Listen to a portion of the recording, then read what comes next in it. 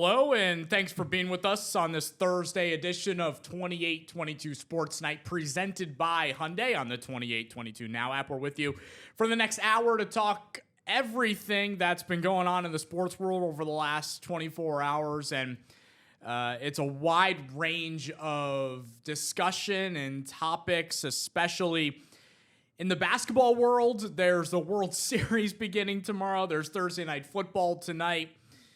Aaron Rodgers spoke to the Green Bay media and was saying that he hopes to finish his career or at least retire as a Green Bay Packer. There is a lot going on in the basketball world. And 48 hours ago, Ricky, we were watching the OKC Thunder receive their first ever NBA Finals rings, and they brought the banner and the MVPs introduced, and it was a new era of the NBA on NBC, and we got a double overtime thriller in that first game of a doubleheader. It was an exciting start to the season, and I don't think it could have gotten any better. I think we talked about the nostalgic feel of what NBC brought, and then last night was really the opener for every other team, the rest of the association who didn't play on Tuesday night. It was ESPN and the Inside the NBA crew with Chuck and Shaq and Ernie Johnson and Kenny the Jet Smith. They make their debut on ESPN, and I think everyone loved what they brought to the show and their comedy. And then we all wake up this morning to what seems like one of the most dramatic and altering situations to happen in arguably the history of basketball, with this gambling scandal involving the Portland Trail Blazers head coach Chauncey Billups, current player on the Miami Heat Terry Rozier, former player Damon Jones, who's been an assistant with a couple of teams. And now we're all just starting to piece together what is happening. And this isn't something that's happened over the last couple of months, over the last year. It's been a situation that's prolonged over several years now. And it's all starting to come into the public, and it's really dramatic. And in a second, Ricky, I want to get to the details, but of what is exactly happening, because there's two very different stories that are all aligning as one. But a crazy Thursday morning, and like I said, Ricky, 48 hours ago, we were excited for a new season of basketball, and now we're just right in the full swing of things. No rest period whatsoever. No, that was certainly something to wake up to this morning. I was really shocked when I saw it, but I mean, you're really at a loss for words. And what was really a great start to the NBA season in terms of the quality of the product. I know we talked a lot about yesterday, the overall quality of the NBC pregame show, them bringing back the Larry O'Brien trophy, putting them on the courts for the championship game. That they were racking up a couple wins there. The ESPN broadcast from last night as well, after a great opening night of NBA games between the OKC Thunder and the Rockets, and then you had the Lakers and Warriors after that. And then on ESPN, there was a great game on there as well between a Sixers team. A rookie drops 30 points. I think the most since Wilt Chamberlain was on the team. In 1959. Yes, 1959. VJ Edgecombe has a breakout night, drops 30. And what was a great game against Boston, a comeback victory. Tyrese Maxey, I don't think anyone talked about him. He had 40 as well. Yeah, he was, the story was VJ Edgecombe, and the rookie making his appearance in Philadelphia. And also they knock off the Boston Celtics, who have dominated the East over the last several years. Now, granted, this is a much different Celtics team when Jason Tatum isn't in the picture, but still, it's a division rival. It's opening night. You've dealt with for years Embiid being off the floor. Paul George is out for the foreseeable future. Tyrese Maxey dealt with some injuries last year, but he's your promising star. Already year 6 for Tyrese Maxey. His 6th season in the NBA, but now you have VJ Edgecombe come in and score 34 points. And not only the Wilt Chamberlain record, but in the first quarter, I think he had 14 points in the first quarter of that game, which is the most ever for a player in his debut, passing LeBron, which he was, a reporter asked him about that after the game, and he was laughing, the fact that his name was associated with LeBron James already. I'm sorry to cut you off there, Ricky. I wanted to add that portion as well. No, but yeah, they're, again, just such a great opening couple, a great 2 nights of NBA content. You mentioned, Ernie and Shaq going to ESPN as well, bringing some new faces there, and what was a highly anticipated pregame show to see how they adjusted to going from TNT, where they've been forever, to ESPN, which was sort of a move that, would they allow the same, leniency that TNT allowed them?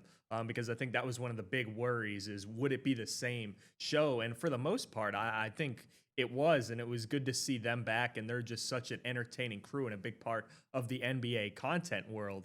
But then you go to today, and you still have some great games. I think the Thunder and Indiana Pacers. It's a rematch of the NBA Finals going on right now. They're playing right now, and then you just wake up to this big scandal where Chauncey Billups, who we talked about, was, I think, viewed as a well-respected player and coach around the NBA for an upstart Trailblazers team that was, maybe could this be the year that the Blazers come out, Damian Lillard comes home, they bring in Jrue Holiday, and they have some promising young players on there as well. And then you wake up and you lose your coach for the rest of the season, what it looks like, and Thiago Splitter will be filling in there for the interim head coach for them. But then you have that, and then the Terry Rozier in a whole separate litany of issues with him. And I think he's been under investigation for some of these issues before, but I mean, yeah, it's just one of those days where it just shakes up the landscape of the NBA and sort of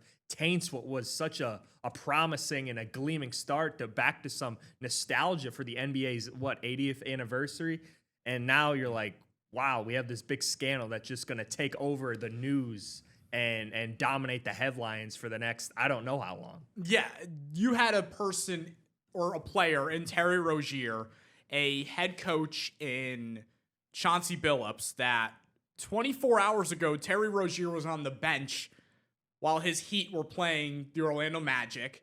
And Chauncey Billups, I say 24 hours ago, was probably giving his Portland Trailblazers some last-minute game plans to go take on the Minnesota Timberwolves, who are one of the best teams in the entire NBA. And then you got this.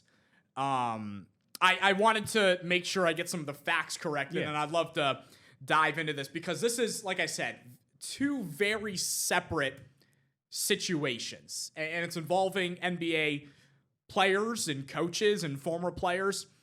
There's the illegal sports gambling situation with Terry Rozier and Damon Jones, whose name we haven't brought up yet, but he's also playing a serious factor. And then there's the rigged poker games involving Chauncey Billups and the Mafia, that at least tens of millions of dollars has been used. And I think the poker game is the really eye-opening one, because we've seen over the last couple of years, with Jonte Porter being banned from the NBA because of sports gambling, Malik Beasley under investigation. Ricky, you said it. Terry Rozier has been under investigation for the last year or so. But now you've got a situation where the FBI is involved. And we see situations where certain leagues and their commissioners and the folks that are right under Adam Silver, Roger Goodell, whatever league you're talking about, they deal with some situations where the teams, it's more than what the teams can do. Well, now you're taking a full step forward. And this isn't a small step. This is a massive step where the FBI is knocking on your door to arrest you right after you played a basketball game, right after you coached a basketball game. And this is, or I want to get back to the facts before we dive into this. So allegedly, Chauncey Billups was involved in some very high-staked poker games where folks used rigged shufflers, some advanced technology involving rigged shufflers, hidden cameras, special glasses and contacts, X-ray tables to see the other players' cards and essentially have an advantage. And what they were doing was they were bringing in folks and being like, hey, here's an opportunity to play some high-stakes poker. There's going to be a lot of money involved. And the fun part is you can play with former athletes. You can play with some big-time names, some big celebrities. That's pretty cool, right? Well, you've got no shot because these guys are cheating and they're using technology that these other people, these normal people coming into play don't know about. And they're gambling away God knows how much money when they have legitimately zero shot of winning. And it's different with poker. And I'll be honest, Ricky, I've never really been big into poker and blackjack and some of those other casino games that I know are popular for many people. But there are certain games where you have better chances than others for winning. Again, at the end of the day, there's a reason why you look at the landscape of what in the skyline of what Las Vegas looks like, and it looks like that. They always win. The casinos always win, and that's why they don't go out of business. It's the same thing with sports books. But there is this situation that Chauncey Billups was involved in, playing some high-stakes poker and was using an advantage with some other people. And the mafia thing is a whole different story, and there's certain families involved, and I don't think they've dove into too much of who those people are and their situation. I think the reason Chauncey Billups is at the forefront right now is because he's a head coach of an NBA team. He's a former NBA champion with the Detroit Pistons. He's an NBA Hall of Famer. And you don't see this very often happen, but there were over 30 arrests made, 34, I believe the correct number was. Like I said, tens of millions of dollars in fraud and theft and robbery. And the director of the FBI, Kash Patel, was saying in a press conference earlier that this is not good for the NBA, and there is a lot more that still needs to be discovered. So there's that side of it. On the other side of things, there's the actual sports gambling, which, Ricky, this is nothing new, unfortunately. There have been players in the past that have altered games to win money, let their friends win money, their families win money, and rig games that they're a part of. And that's exactly what Terry Rozier is being accused of doing. He's accused of leaving certain games early due to injuries, other circumstances, altering his play on the basketball court to win money and gamble, which is not allowed whatsoever.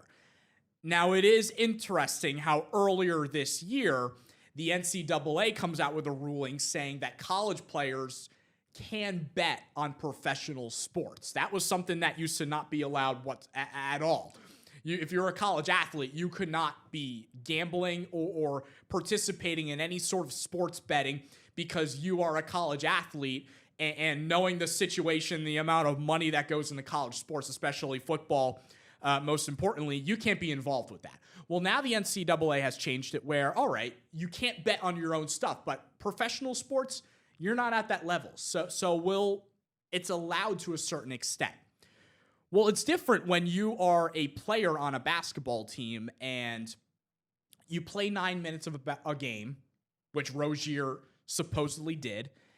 You didn't have any injury designation going into the game, and now all of a sudden you have a foot issue, and you're under on points hits. You were maybe listed at 7 or 8 points. You have 4 points in the first 9 minutes. That can't be voided. You were on the court. That counts to those who said, I don't think Terry Rozier scores more than 8 points. He now leaves the game with this injury that isn't an injury at all. And that's the biggest thing that comes into the picture with Rozier and some other players. And then there's also the Damon Jones aspect, who's a former NBA player. He's been an assistant coach. He played with LeBron James in Cleveland.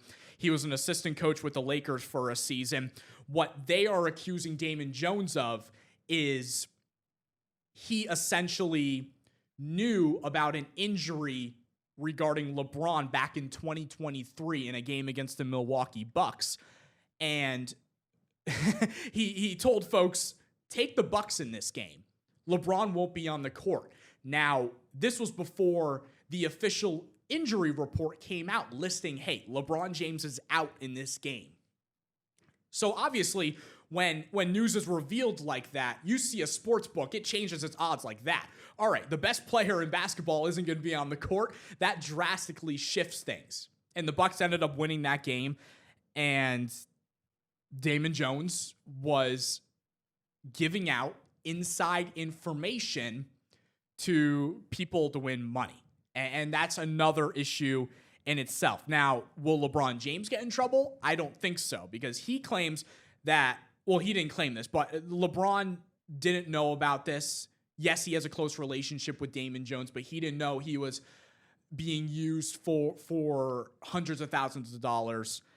But there's, Ricky, there's a lot of pieces, and I was going on a ramble right there because I just wanted to make sure I had all the facts correct. And there's a lot that you can dissect from this, and I don't think it's done. We're not going to wake up tomorrow on Friday and all of a sudden we're going to forget about this, because the FBI, and this isn't just for sports, I think this is any investigation that the FBI undergoes. This is years and years of gathering information. And it's not, all right, I'm going to go knock on someone's door and try to get a little information, and all right, we'll meet up again in 3 weeks and see what new information drops. The FBI, they go through these long processes of gathering information, talking to people that know what's going on, sources that we don't know about. And then when they know something's up, they drop the hammer. And the fact that Terry Rozier and Chauncey Billups were participating in NBA games last night and then early in the morning are arrested, it's disappointing for the sport that had a lot of promise going into the day 2 days ago on Tuesday.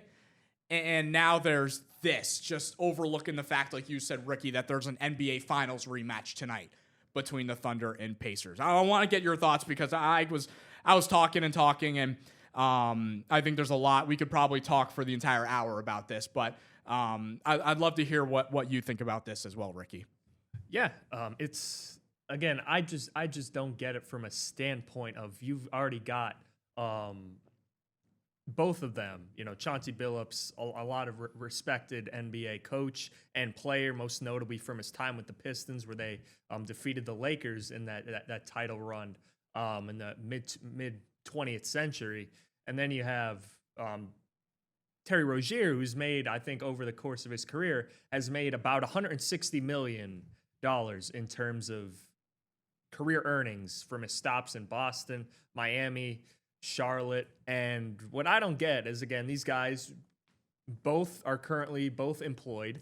They're not, retired players who, were trying to get this information and may have gotten themselves into some bad situations. No, these are players who are definitely well off.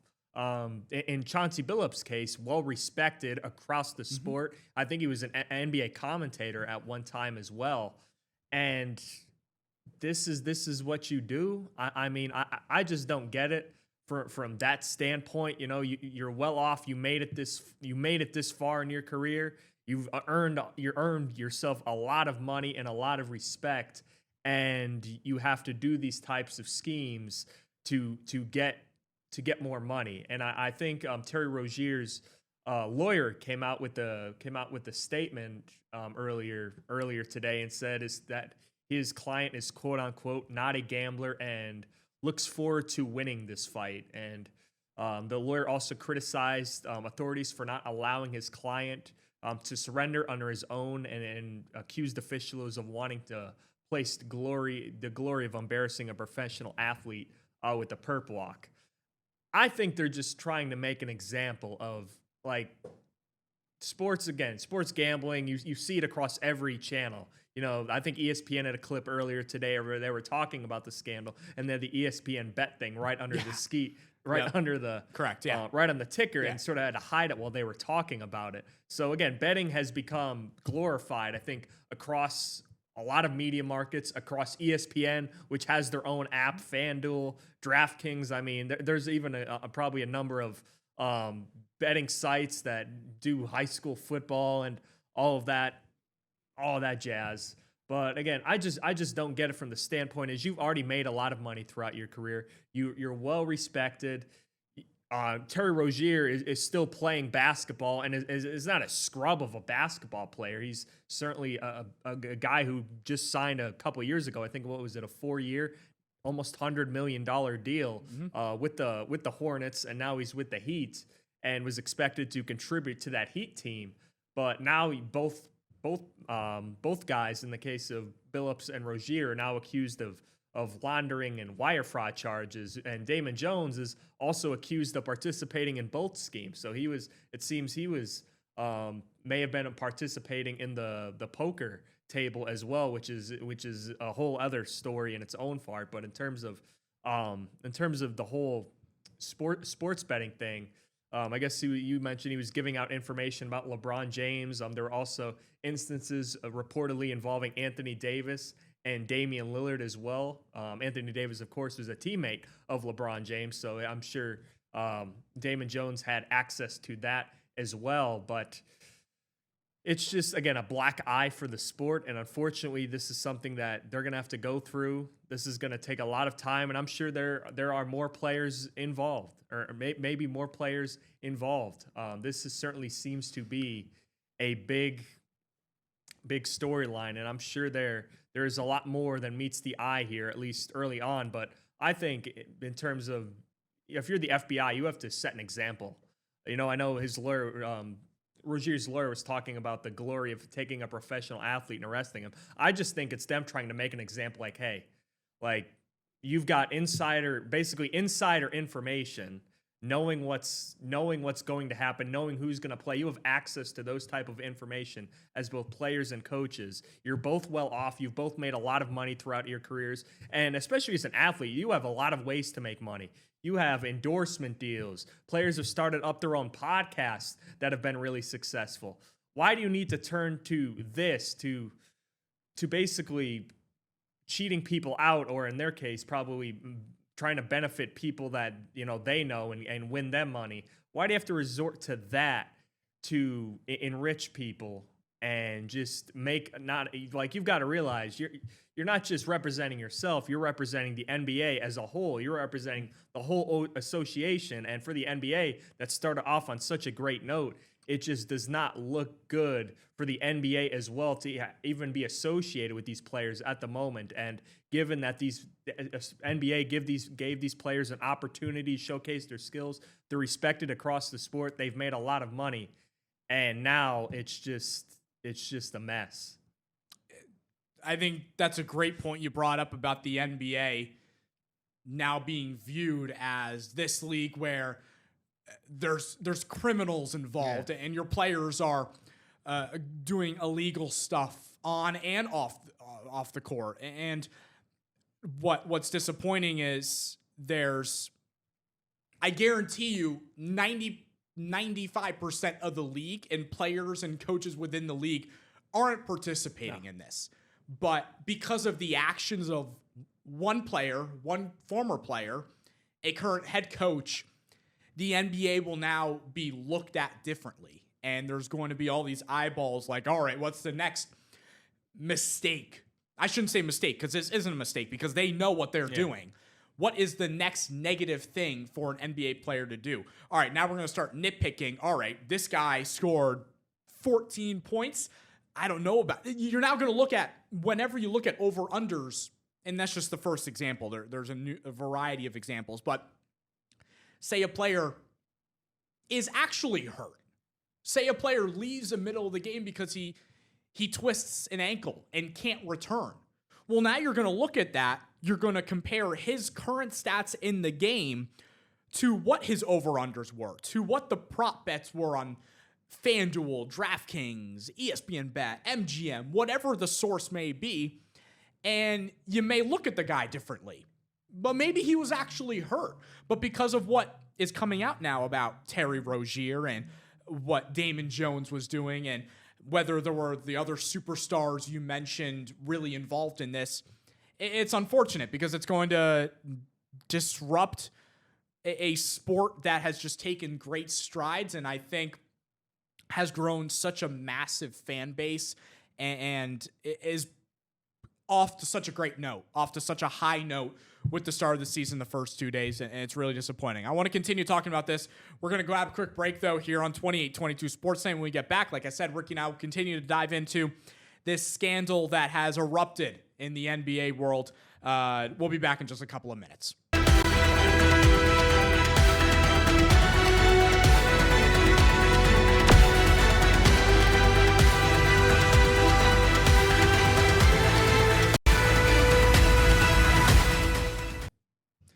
Back here on 28-22 Sports Night, presented by Hyundai, as we dive into the NBA gambling and poker scandal that shocked the world this morning when we all woke up and saw what happened with Chauncey Billups, the current head coach of the Trailblazers, Terry Rozier, a guard on the Miami Heat, and Damon Jones, a former NBA player and assistant coach. There's going to be a lot of speculation, as is every situation like this on social media, and people are going to come up with their assumptions. And, you and I have shared tweets that we've seen all day and posts about, people picking out Terry Rozier's highlights when he turns over the basketball, misses shots, and it looks like he's rigging the game. And there's situations like that, and you can't ever rely on videos like that because trolls are going to be trolls on social media. They want it. They want the attention. They want views.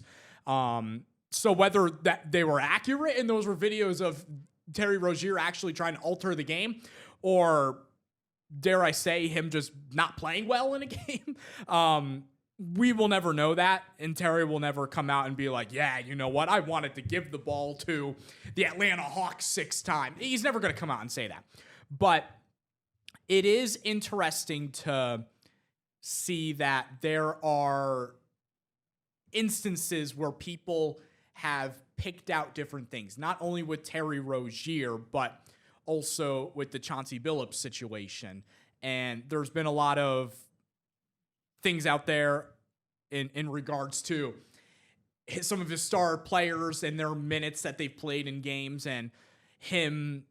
The Portland Trailblazers have not been a good team in the last few years since he's been the head coach, and how much of, that is he taking advantage? And I know he's solely focused on the poke. I know everything's about the poker scandal with Chauncey Billups, but there are some reports that he was also involved in the NBA gambling and purposely tanking games and making his team lose on purpose, which falls into that sports gambling category of altering not only your own play, but that's altering an entire franchise. And when you're the head coach of the team, yes, you're not at the tippity top of the mountain, but you're the face of running an organization. There's only 30 franchises in the NBA. When you think of the Portland Trailblazers, you think of Chauncey Billups as the guy, not the general managers or the owners. And yes, you may have public knowledge of who those folks are, but when you think of who is running the Portland Trailblazers, it's Chauncey Billups. So if he was focused on his financial advantage and he was taking a player out in the fourth quarter because they were trying to lose a game because he had a financial investment involved, then Chauncey Billups is dipping his feet in both of these situations, which makes things even worse. And it's interesting to look all this over because there's just so much information. But what you touched on, Ricky, was the money aspect. And why are these guys who have made 9 figures in their careers. I said it earlier. Billups won an NBA championship. He's in the Hall of Fame. He got inducted in 2024. He's now making $2 million plus as a coach per year. He made $109 million as a player. 9 figures. But he's still looking for extra money. And you said he was a broadcaster before. He has a platform where he can podcast in the off season. He can start his own businesses and his own companies. And maybe he doesn't have the knowledge of what to do that, but he's got the money to pay someone to allow him to dive into other areas of life. And we've seen so many athletes in nowadays in this world of sports where they are finding ways to invest and make money that isn't associated with sports. So then it comes down to, unfortunately, a gambling addiction or something along those lines where it's unfortunate that they feel the need to associate themselves with gambling, and it's a dark path that you can go down. Like I said, I've been, fortunate enough that, yes, do I sports bet on occasion? Absolutely. My friends and I, we in college, and Ricky, I'm sure you can agree. When you're in your early 20s and you get to that 21-year-old age, you dive into sports betting. It's fun to sit on a Saturday night and watch some college football or college basketball, or on a Sunday, and hey, you're rooting for this guy to score a touchdown, and oh, you want this guy to hit a certain amount of yards. That's totally fine. The only issue is once you start gambling and say you win a few times, you don't stop gambling. You don't decide to put a little less money out there. You slowly grow in increments, and it's more and more and more until it's at a point where you don't have the money. And Ricky, I think you said this earlier. It's kind of like you look at your sports book account on your phone, and it's fake money. It looks like fake money. You say, oh, I have a little total at the bottom. There's a balance of how much I have. You know what? We can throw some more bucks on there. Let's put some more bucks. And then maybe you don't win. All right, I'm going to double up the next day and make that money back. And it becomes an issue. And when you've got 9 figures for a career and you're making $25 million like Terry Rozier is, you got a whole lot of money that you can gamble. And it's unfortunate that it comes down to that, but I think also it's the truth about these professional athletes gambling. I don't think it's so much for the money, but more it's some other issues in their life that are now resulting in them so desperate to gamble and win that money. They want to win their bet. They want to feel good about that. So they will go out there and alter their performance in order to achieve some sort of compensation. And that's the part. Again, I don't get.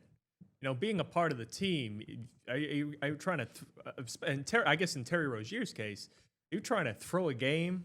Especially, I know the Hornets again. I think most of these accusations happened when he was on the Hornets, but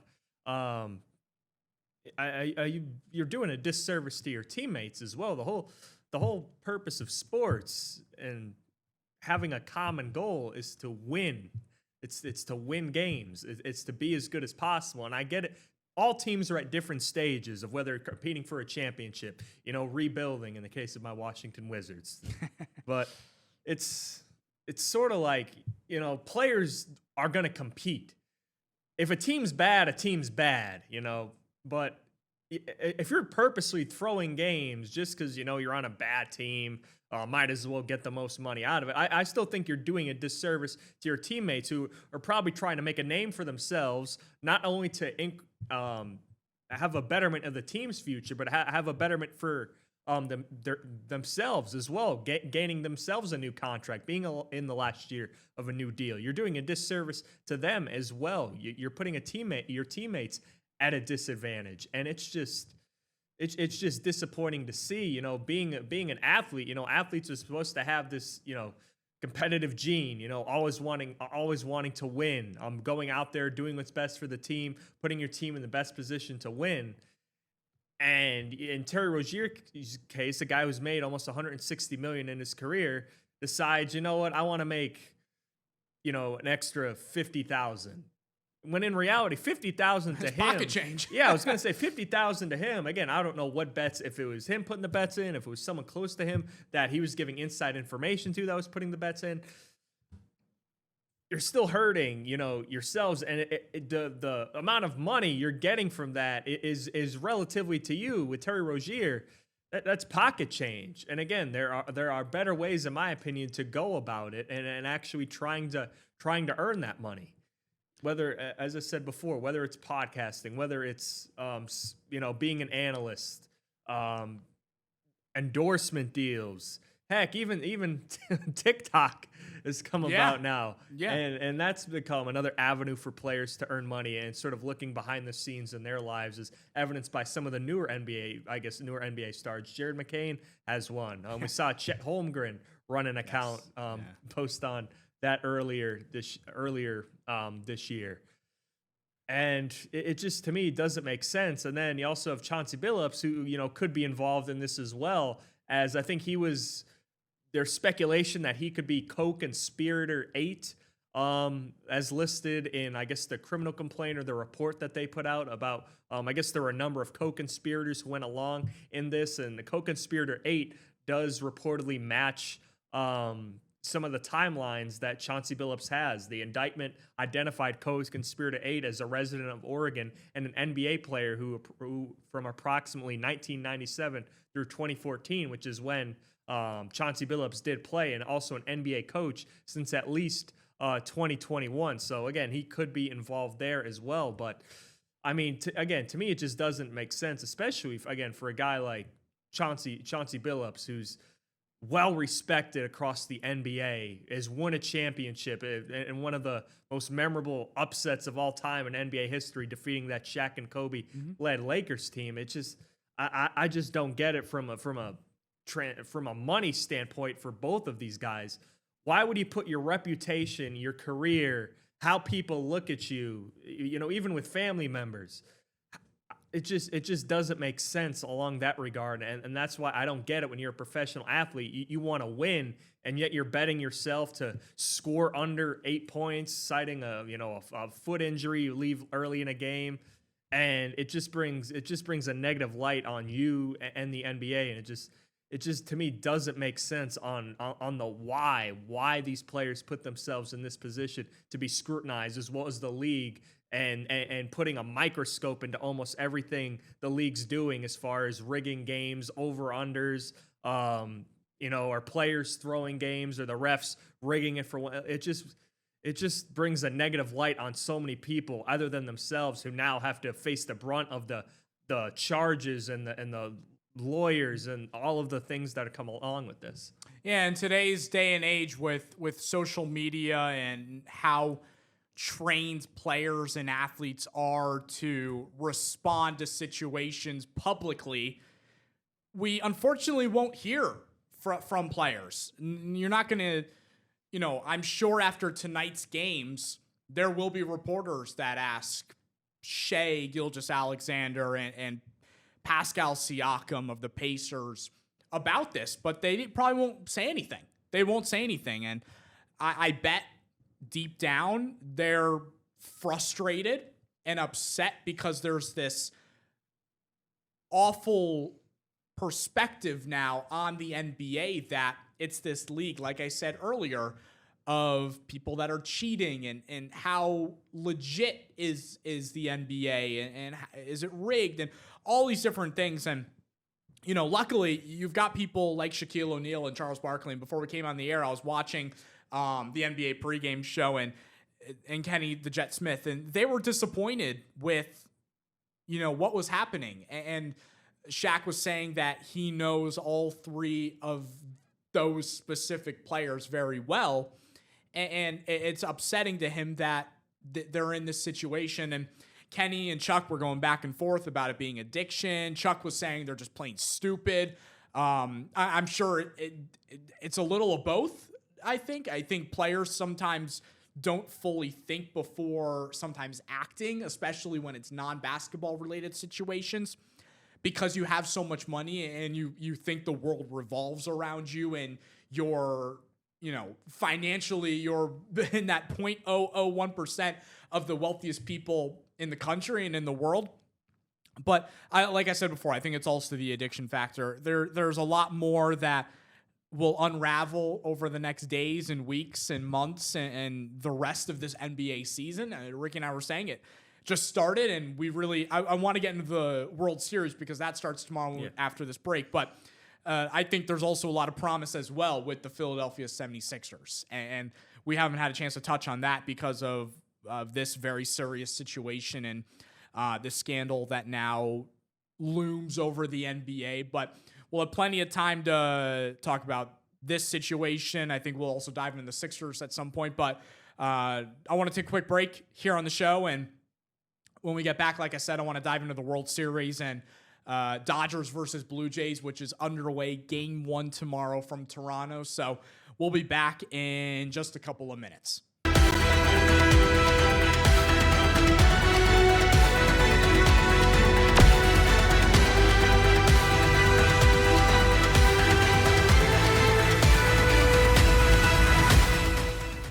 Clearly, I got a C+ in time management 101 at Syracuse. So we'll see you next week for more episodes of 2822 Sports Night.